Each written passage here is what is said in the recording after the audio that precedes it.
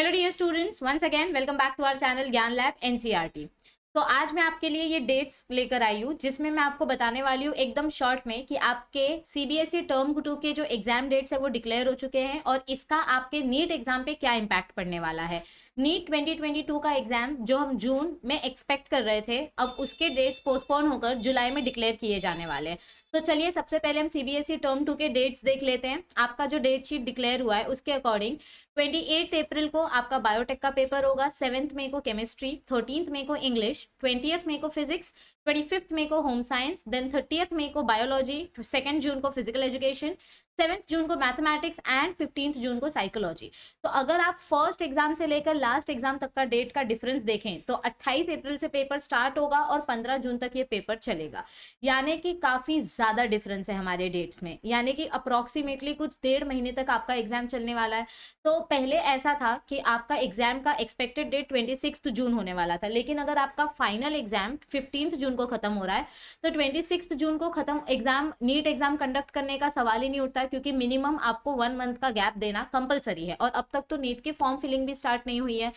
सो 26 जून को तो आपका एग्जाम होगा ही नहीं। 3 जुलाई की अगर मैं बात करूं तो इस दिन आपके जेई एडवांस का एक अटेम्प्ट है, तो इस दिन भी आपका नीट एग्जाम होने का सवाल नहीं उठता। और अब अगर हम बात करें 10 जुलाई की, तो 10 जुलाई को भी एग्जाम नहीं होगा, क्योंकि इस दिन आपका ईद का फेस्टिवल सेलिब्रेट किया जाएगा। सो इस दिन भी आपका एग्जाम नहीं होगा। अब आती है बात 17 जुलाई, 24 जुलाई, 31 जुलाई या 7 अगस्त। अब बहुत सारे बच्चे ऐसा सोच रहे हैं कि नहीं नहीं हमारा एग्जाम तो अगस्त में होगा। तो बच्चों, जितना लेट आपका एग्जाम होगा उतना आपका ही नुकसान है, क्योंकि काउंसलिंग प्रोसेस उतना ही ज्यादा डिले होगा। तो आपको मैं मेंटली प्रिपेयर कर दूं, इसीलिए मैं ये सेशन आज लेकर आई हूँ कि आपको इस तरीके से चलना है कि आपका एग्जाम 17 जुलाई को हो सकता है।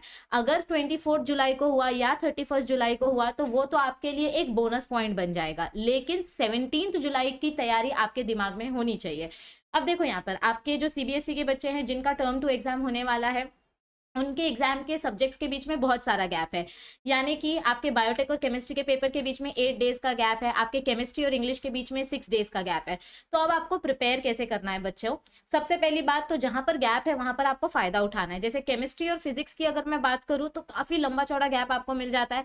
इंग्लिश आप 4 दिन में कंप्लीट करके 2 दिन यहाँ का आप दे सकते हैं अपनी फिजिक्स की प्रिपरेशन के लिए, प्लस आपको इंग्लिश के बाद 7 दिन तो मिल ही रहा है फॉर फिजिक्स प्रिपरेशन। तो यानी कि टोटल 9 डेज आपको मिल जाएंगे to prepare for your physics exam.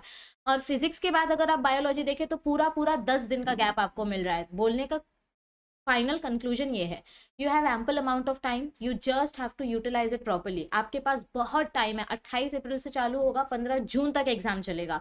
कम से कम 7 डेज का गैप आपको हर पेपर के बीच में मिल रहा है। तो आपके पास एक्सक्यूजेस नहीं होने चाहिए। आपको हार्डवर्क करना पड़ेगा और हार्डवर्क का फ्रूट आपको डेफिनेटली मिलेगा। अब how to prepare for your NEET along with your term 2 boards, तो इसके कुछ 3 बुलेट पॉइंट्स मैं आपको बताती हूँ। सबसे पहली बात, तो जब आप बोर्ड्स के लिए प्रिपेयर करेंगे, always start with easy chapters first, क्योंकि डिफिकल्ट चैप्टर्स अगर आप शुरुआत में कर लोगे तो कॉन्फिडेंस अपना ऑटोमेटिकली नीचे चला जाता है।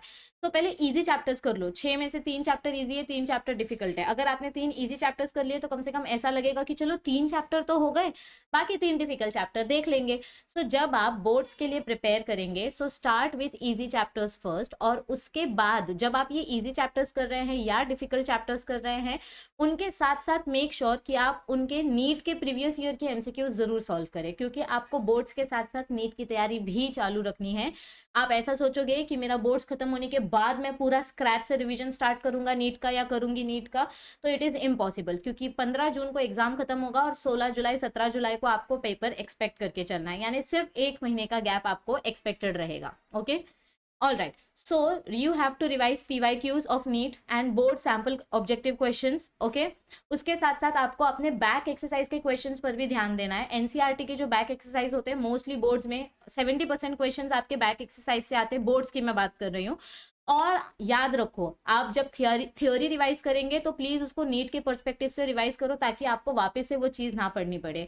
और आपको जहां पर बहुत ज्यादा गैप मिला है, जैसे बायो के लिए आपको 10 दिन का गैप मिला है, तो यहाँ पर आप सिर्फ टर्म 2 के चैप्टर्स मत करो।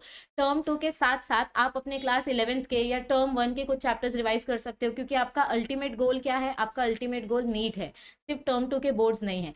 तो आई होप कि इन सारी चीज़ों से आपको अब क्लैरिटी हो गई होगी कि आपका नीट का एग्जाम जून में तो बिल्कुल नहीं होगा, होगा तो जुलाई को होगा, 17 जुलाई के बाद कभी भी हो सकता है, यानी कि या तो 17 जुलाई को होगा, अगर 24 को हुआ, 31 को हुआ तो वो बात की बात है, पर 17 जुलाई के बाद कभी भी हो सकता है। So this you have to be mentally prepared for.